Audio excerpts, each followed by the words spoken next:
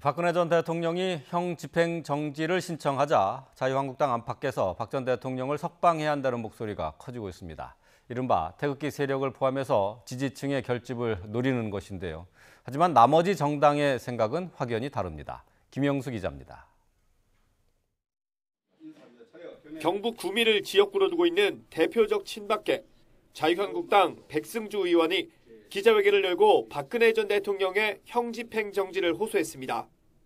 국민 여러분, 인권보호, 무죄 추정의 원칙, 불구속 재판의 원칙 등 헌법적 가치가 만인에게 동등하게 적용되어야 합니다.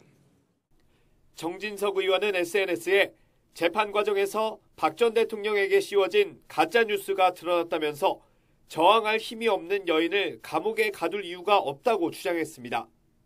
비박계 좌장 김무성 의원은 형 집행정지 청원에 동참해달라는 서한을 당내 의원들에게 돌리기도 했습니다. 김 의원은 지난 2016년 박 전 대통령의 탄핵안 통과에 결정적인 역할을 한 인물입니다. 여기에 황교안 대표까지 나서 불구속 재판의 필요성을 강조하자 아프시고 또 여성의 몸으로 감당하기 어려운 이런 상황에 계신 점을 감안해서 국민들의 바람이 이루어지기를 바랍니다. 검찰에 제출된 형 집행정지 청원서에 모두 70명이 이름을 올렸습니다. 여야 강대강 대치 속에 내년 총선을 앞두고 보수 지지층을 결집하려는 의도가 아니냐는 분석도 나옵니다. 여기에 이른바 태극기 세력의 지지를 받는 대한애국당은 박 전 대통령의 석방을 촉구하는 대규모 집회까지 열고 독자 노선을 지키고 있습니다. 죄 없는 박근혜 대통령 극심한 신체적 고통과 생명의 위협까지 겪는 박근혜 대통령에 대한 형 집행을 중지하라.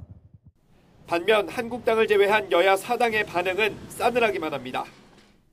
과연 국민이 박근혜 전 대통령의 형 집행정지를 납득할 수 있을지 국민의 입장에서 다시 한번 생각해 보기를 바랍니다.